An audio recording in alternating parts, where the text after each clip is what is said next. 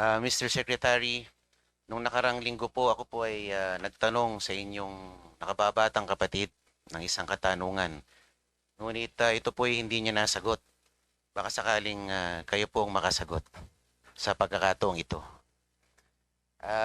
Tinanong ko po sa kanya kung magkano po ang nagugol sa pagdakip at pagpapadala sa ating dating Pangulo mula dito sa Pilipinas papuntang The Hague. Hindi ko ho kayang sagutin yan. Unang-una, sa nangyaring yan, aking pong contact dito ay through telephone. Ako po ay nasa Vienna nung panahon na yon. At ang aming pong pakay noon ay pumunta sa United Nations Office of Drugs and Crime. Kaya nasa Vienna po ako nung panahon na yon. Kaya hindi ko ho nakita yung dami ng pulis. Hindi ko ho subaybayan yung mga resources po na ginamit upang madala po yung dating Pangulo sa The Hague. Pero ngunit masasabi ko, wala hong nasaktan, wala hong nabawian ng buhay, at maayos po siyang nakarating sa Hague nang wala hong incident. Kaya kahit paano, pasalamat po tayo na hindi na po, wala na hong na-disgrasya sa pagkakataong iyon. Opo, so sino pong nag-order na dalhin po siya doon kung kayo po ay nasa ibang bansa? Ano ho yan? Halos 10 oras po akong nakikipag-usap by telephone mula po sa oras ng Europa papunta po rito sapagkat yung legal basis po ay pinag-aaralan at kiniklear nila sa akin. Kaya ako po nagbigay ng legal basis under Republic Act 9851, Section 17, and other sections of the International Humanitarian Law. Ngunit di po ba sinabi, paulit-ulit na sinabi ng ating Pangulo na tayo po ay nag-withdraw na sa Rome Statute, tayo po, the ICC has no jurisdiction over us, at I will not lift a finger in the investigation of any crimes regarding ICC. Kung ganun po ang policy pronouncement ng ating Pangulo at hindi niya kinikilala ang pagiging miyembro natin sa ICC, sino po ang, kumbaga, hindi sumunod sa pronouncement na ito? Ba't nagpatuloy pa tayo sa pagdakip sa ating dating Pangulo? Ang problema ho kasi dito, nung nag-withdraw po tayo sa ICC, sa Rome Statute, hindi na ho tayo miyembro. Ngunit yung batas po na ating pinasa noong 2011 na Republic Act 9851, yun po ang naging basihan ng lahat. Kung ito po ay ating tinanggal sa ating legal system, yung batas na yun, kaakibat ng ating pag-atras sa ICC, wala na hong basihan sana. Ngunit nandun pa ho yung batas na yun, Republic Act 9851. Di po ba bilang parte ng kabinete ng ating Pangulo, tayo ay nagsisilbing alter ego ng ating presidente? At sa paglabag sa kanyang kagustuhan, hindi po ba nagkakaroon ng breach or violation ng trust and confidence? Na kung saan hindi tayo tumatalima sa ninanais ng ating Pangulo na kayo ay pwedeng maging subject or vulnerable to any administrative liability. Alam niyo ho, ang pagtatrabaho po sa gobyerno ay sako po yan sa marami hong desisyon na ginagawa natin sa araw-araw. At hindi ho nakataga sa bato ang lahat ng ating desisyon o kaya yung lahat ng ating paningin. Maaari po itong magbago sa pagdating ng panahon, sa bawat panahon. At marahil nagbago po ang aming pagtingin sa usaping ito nung dumating po yung pagkakataon na talagang ando na ho ang Republic Act 1951 at lahat po ng factor tinitingnan po natin sa security po ng ating bansa. Does the former president pose any security threat kahit ganun na siya katanda? Marahil yan po ay dapat tanungin natin sa NSA natin kung ano ho ang naging evaluation ng panahon na yon. Basta't sa akin po, ang aking clearance na binigay ay sa legal basis. Ang legal basis ng kanyang pagpunta sa The Hague. Yun po yung ating trabaho bilang legal counsel po ng gobyerno. So pwede po tayong tumaliwas sa kagustuhan ng presidente. Kahit tayo Hindi ay ho tayo parte ng... tumaliwas marahil ho, nagbago rin ang lahat sa ang kanyang paningin sa usapin ito. Hindi ho tayo, hindi ho nga, sabi ko nga kanina, hindi ho nakataga sa bato ang lahat ng ating paningin ng panghabang buhay. Minsan nagbabago po. Yun po yung ating pagtingin dito. Ayan po. Yun po kasing mga pangyayaring ito nung dinakip ang ating dating Pangulo, it poses some questions that need to be answered. Halimbawa, what is the role of the DOJ Secretary in high-profile law enforcement operations involving political figures, including former officials? How does the DOJ ensure that such operations are impartial, conducted strictly within legal bounds, and free from political interference, or not influenced by political pressures, especially when they involve a former head of state? What is DOJ's accountability if evidence later shows that its actions were weaponized for political purposes? Kami ho, ang aming gabay dito, rule of law. Yun po yung aming mantra dito, yun po yung aming sinusunod. At yun po ang dahilan kung ba't meron po tayong Department of Justice, rule of law po, para humaayos ang lipunan natin at tahimik po. Thank you. My last question po, Mr. Chair. Sa presentation niyo po, nakalagay dito, there's a 100% completion rate ng mga applications for witness coverage dun po sa Witness Protection Program. 100% in 2024 and for the first semester of 2025, 100%. Ngayon pa lang po yata kayo magkakaroon ng 99% dahil parang hindi niyo tatanggapin ang mag-asawang diskaya sa Witness Protection Program. Ano po kaya ang magiging dahilan natin kung bakit hindi natin sila tatanggapin? Sila po ba'y nakausap na natin? Sabi po ninyo, you will conduct a diligent, a thorough interview of the couple and you will assess their statement. Nagawa na po ba natin ito? Hindi pa ho. Hindi pa tayo umaabot sa bandang yon sapagkat mainit po ang naging talakayan sa Senado, mainit po ang nagiging exchange ng mga pananaw. Wala ho kami sinasaradong pinto. Ang mahalaga lang, may proseso po tayo susundin para ma-evaluate po ang testigo.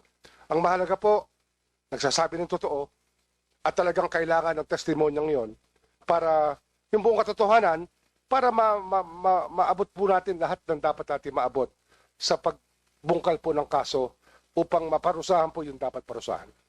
Opo. If you will, have you gone over the sworn statement of the couple, Mr. Secretary? Mr. Chair? Wala pa ho akong kopya. I have not been provided with a copy of that nor any letters. Wala ho ako nakukuha pa. Everything was in a phone conversation. Kaya nga, hindi ho kayang magdesisyon kaagad based on the telephone conversation. Kailangan po may proseso talaga tayong sundin. Opo, kasi kung, if I may appraise the Secretary, marami po siyang binanggit ng mga personalidad doon at mukhang detalyado. Baka naman ito ay magkaroon ng konting merito dahil hindi naman po ito basta-basta lamang. Ito ay sinumpaang salaysay na pwede naman natin pag-aralan at lalo ating suriin kung talagang meron pong katotohanan dito. Totoo po yan. Susuruin po natin yan. Ngunit marami rin po tayo itatanong na mahalaga para maging kompleto po ang kasaysayan ng lahat. Kasi kung sila po ay 15 taon na nangongontrata at ay ikikwento nila ay 3 taon lang, marahil kulang po yon. Kailangan po malaman natin yung buong kasaysayan ng kanilang pangongontrata at kung ano ang kanilang dinaanang patakaran at yung mga sinasabi nilang obligasyon. 15 taon dapat mapag-aralan po natin lahat yan at sabihin nila sa atin kung ano talaga ang naganap sa mga panahon na sila ay nangongontrata mula 2007 hanggang 2025. Hindi lang po 3 taon, ngunit yung buong kasaysayan po ang ating gusto makita. Para masolve po natin itong problemang ito na bumabagabag sa ating bansa ngayon. Iyon po yung mahalaga, kung may testigo hong ganong kahaba ang kasaysayan sa pangongontrata, marahil mas marami sila mabibigay sa ating mga pangalan, mga petsa, project, engineer, at kung sino po mga mambabatas, kung sino man ang nakialam sa mga kontrata, yun po yung kailangan natin malaman. Hindi lang po yung 3 taon o 2 taon na kanilang binigay sa kanilang unang sulumpang salaysay. Mr. Secretary, papayag po ba kayo if we will broaden the scope of the investigation to include the years 2007 up to 2025? Opo. Kailangan po talaga we get to the bottom of this kasi yung bansa po natin ang nakasalalay dito. Ang bigat na ho ng saloobin ng Pilipino. Kailangan po malaman nila yung kasaysayan nito. Kung kinakailangan po umabot tayo sa 1998, gawin po natin para makita ho natin kung saan tayo dapat pumunta at saan tayo paparoon. Yun po, hindi tayo matututo pag hindi natin nakita ang buong kasaysayan po at sistema na umiiral ngayon na mula po nung mga panahon na yun. Ano po kayang posibleng possible grounds that they will be denied their application for witness protection? Di ba sabi po... Ano ho kasi yan? Testimonial evidence po yan. Ang mahalaga po, ilabas din nila yung mga dokumento. Yung kanilang records, yung kanilang mga ledger. Lahat po yan dapat open to scrutiny. Wala ho sila dapat itatago na kahit ano. Yun po yung hinahanap natin talaga sa mga tumitestiga po as state witness. Mahirap po mag-alaga ng state witness, sinasabi ko sa inyo. Kasi ako ho, I take it upon myself to talk to these people and to know their state of mind, their security. And I spend a lot of time doing this even on Sundays. I can tell you that. Kaya hindi ho ito biro sa akin. Ito po ay isang misyon na ating ginagampanan upang magkaroon ng hustisya sa ating bansa. Okay, maraming salamat po. Salamat po. Maraming salamat po, Mr. Chair. I have no more questions. Thank you, Representative Paulo Marcoleta. Now we go to the majority. Representative Tony Boy Roman. Good afternoon to the DOJ family and also the attached agencies. Tony Roman from the 1st District of Bataan. First, congratulations on the impressive case disposition rate. It's almost perfect, 100%, almost. My question is, do you have data on a granular basis to show the respective performances of the different regions or maybe different provinces? And for those that are struggling to maintain a high or impressive disposition rate, what kinds of interventions have you done? And whether these interventions are reflected in the budget? Compound question, if you will allow, Mr. Chair. Yes. Yes, if I may, Your Honor, yes, definitely the data can be made available. We can disaggregate per region, per province and per city prosecutor's office. Bataan, particularly. Your Honor, we've done intervention, but basically the NPS law allows already for that. With the passage of the NPS law 10071, the regional prosecutors per region already is like a mini a sub-secretary in that particular region. So we are able to designate or assign other prosecutors within the region. But still, ang problema po namin, Your Honor, is the pie na pinagkukunan. Yung kanina pong pinag-usapan natin na the ideal number is 3,800. Then what we have now is 3,000 lang po yung plantilla position. And there are around 400 pending appointment pa ho. So, but we see that the journey, we will be over the hill by year end. Hopefully, when the Office of the President gives out those appointment papers, we will be over the hill na po nitong data na to. So you feel that it's the shortage of prosecutors that explains basically why some localities are lagging behind? Yes, that's the biggest factor here. To what extent have you compensated for that using technology, in particular AI? And also, to what extent does your budget reflect your investment in AI? Mr. Chair, Your Honor, to respond to that, we have not employed any AI platforms, but suffice it to say that we are innovating in many ways. For instance, we are lessening the trial time because when we file the case, it is already trial ready. And most of the time, our convictions come due to the plea bargain. The accused, faced with the enormity of the evidence against him, will opt not to go to the full-length trial, but instead accept a plea bargain for a lesser penalty. And that has been the mode now of disposing cases, that they are now convicted based on the plea bargain. So that shortens the trial time and gives the prosecutors other time to devote it to more important matters. So my next question then is, why hasn't the DOJ looked into using AI to basically facilitate the discharge of its responsibilities? Well, AI is a tool that we can actually use in the DOJ. It's the speed at which AI computes many permutations and possibilities is actually beyond belief. But it's just for real. And we will just have to adjust more to AI as a tool than anything else. Honest to say, we have considered it, but we don't know where to start when it comes to, let's say, budgeting, on the applications, on the experts that we have to deal with. That these are not yet open market. This is not yet an open market matter. But we have a chief technology officer in the DOJ who can school us on AI and probably suggest ways by which we can use AI to make our operations more efficient. Thank you, sir. My next question is, earlier, nabanggit po yung weaponization of actually criminal statutes against the vulnerable sectors. I know that you have an ongoing collaboration with the Department of Agrarian Reform to basically put a stop to the practice of filing criminal cases against farmer beneficiaries. Ano hong status nun? And because I am informed that that practice has continued, no? Na at root, the case is actually agrarian in nature, but then when there's an opportunity to make life difficult for farmers, ang ginagawa po, kinakasuhan ng iba't ibang kaso. Anong status nun? Actually, I remember that case. It was Attorney Chris Monsod who went to the office to try to help the farmers, and we committed to help the farmers.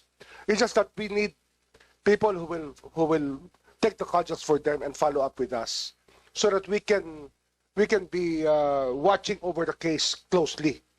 Kasi every minute that passes, may bago ho kaming kasong hinahawakan sa Department of Justice. But we just need a person who will follow up with us on these matters and remind us of things that have to be done regarding special cases like Bataan.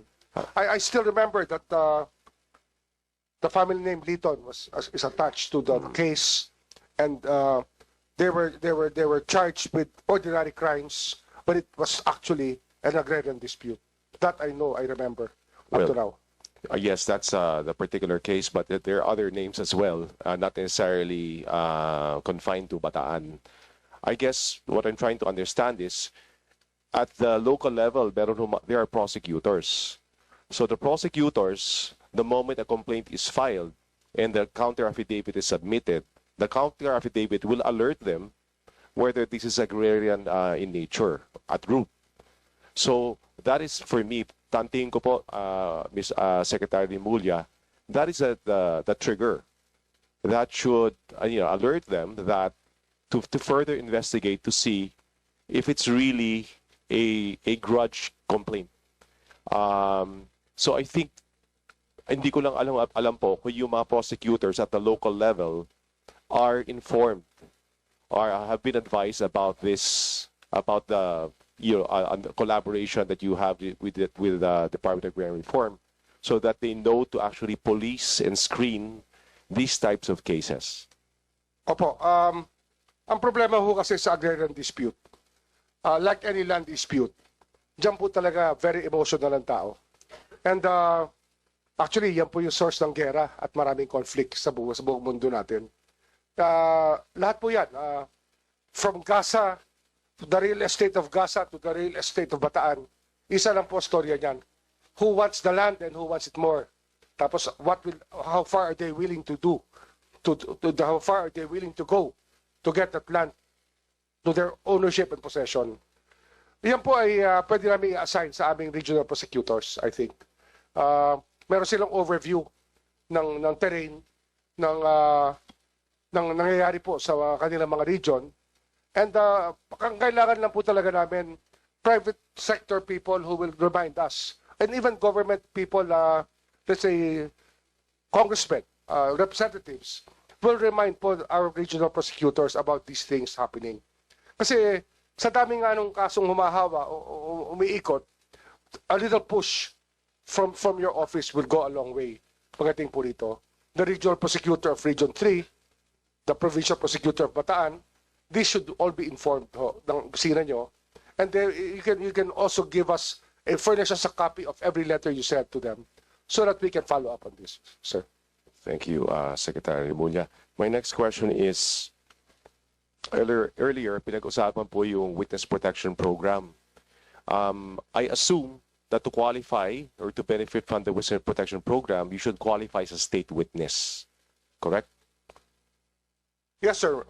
Yes, sir. And I think one of the requirements there is that you have to be the least guilty, Yes, not the most guilty. not the most guilty. Yes, sir.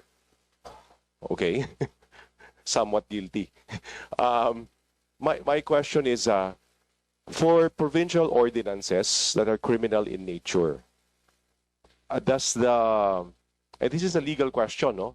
I'm trying to pick, so any legal minds, including Chairman Rufus, can chime in. Meron ho ba kapangyarihan ang local LGU na magbigay ng immunity to basically for an ordinance that is criminal in nature?